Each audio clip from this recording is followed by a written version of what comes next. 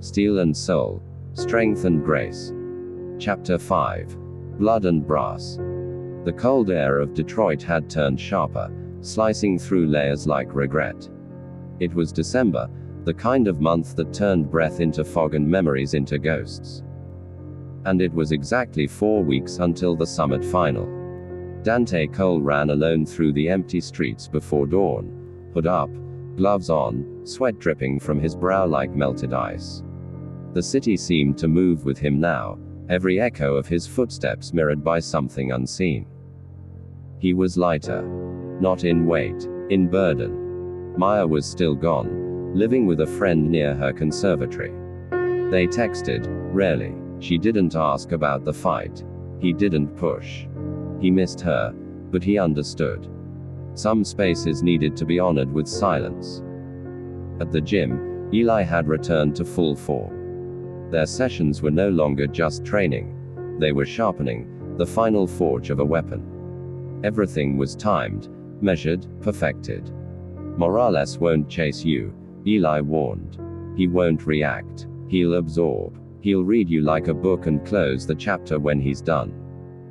Then I'll make sure the story doesn't end the way he thinks, Dante said. But they both knew the truth. Ruben, the brass bull, Morales wasn't like Cain or Red Jack. He was a different beast. Ruben Morales was a fighter of myth. 37 wins, no losses, 27 knockouts. But it wasn't the record that made him legendary. It was his stillness. In the ring, he fought like a man who had already seen the outcome and merely acted it out. Trained in Puerto Rico, raised by monks, disciplined by silence. He didn't talk trash. He didn't break rhythm. He was discipline incarnate. When Dante watched the film of Morales's fights, he felt something he hadn't felt since childhood. Doubt. Don't try to beat him at his game, Eli said. Make him play yours. But what is my game? Dante asked. Eli looked him in the eye. You're Ironheart. Your game is endurance, fire, pain. You make him feel. You make him burn. Then the call came. Maya had been mugged. It happened outside her conservatory. A junkie with a knife. A scuffle. She was cut on her arm. Nothing life-threatening, but her hands had been bruised in the struggle. Her violin hand. Dante arrived at the hospital breathless. She looked up from her bed, pale and shaken. I can't play, she whispered. Dante took her hand gently in his. You'll heal. Tears welled in her eyes. What if I don't? What if Juilliard? What if everything I worked for? He held her close. No promises, just presence. That night, Dante didn't sleep. He shadowboxed in the darkness of his living room, candles lit, music low. And something inside him changed. His fight was no longer about proving himself. It wasn't about rage or legacy. It was about protection. Fight week arrived. Las Vegas. The arena, a state-of-the-art coliseum, 20,000 seats, sold out. Cameras from ESPN, HBO, Showtime. Billboards, interviews, lights, and pressure. Dante stood under it all like a stone, unmoved.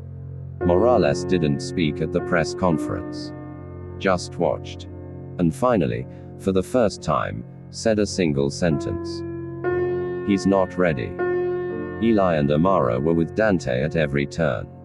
You see this? Amara said backstage, pointing to the tunnel leading to the ring. This is the end of one war. But it's also the beginning of another. When you walk through it, walk with purpose. Not rage, not fear, purpose.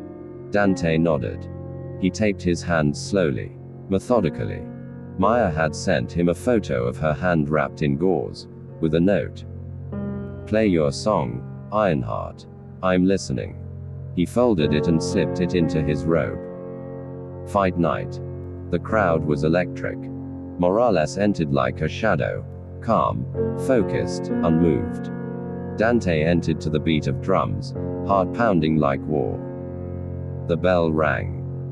Round 1. Morales didn't move. He watched. Dante circled, tested his jab. Nothing landed. Morales moved like water. Fluid, impossible to pin. Dante felt like he was punching fog. Round 3. Morales began to strike. Short hooks, body shots, nothing wasted. Dante absorbed them, waiting for his opening. It never came. Round 6. Dante's eye was swelling. His ribs ached. Morales still hadn't broken a sweat. The crowd grew restless. Then Eli shouted, "Burn him." Dante changed tactics. He rushed, pushed, clinched, made it ugly. And for the first time, Morales frowned. Round 8. Blood. Dante landed an uppercut that snapped Morales's head back. The crowd roared. Morales stepped back, adjusted his stance. Now they were fighting. Round 10. Both men bleeding. Both exhausted. Morales landed a body shot that made Dante drop to a knee. Eli screamed, "Get up, Ironheart." Dante rose. Barely. But he rose. Round 12. The final round. Dante heard nothing but Maya's voice in his mind. "Play your song, Ironheart." He let go. He fought like music. Flowing, precise, rhythmic. And in the final 10 seconds, he landed the shot. A right hook that spun Morales halfway around. Morales hit the canvas. Silence. Then the bell. The decision came. Split. Judge 1, Morales.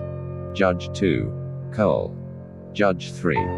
The winner, by split decision, Dante, Ironheart, Cole. The crowd exploded. Eli wrapped his arms around him. Amara cried. Dante stood in the center of the ring, face swollen, heart full.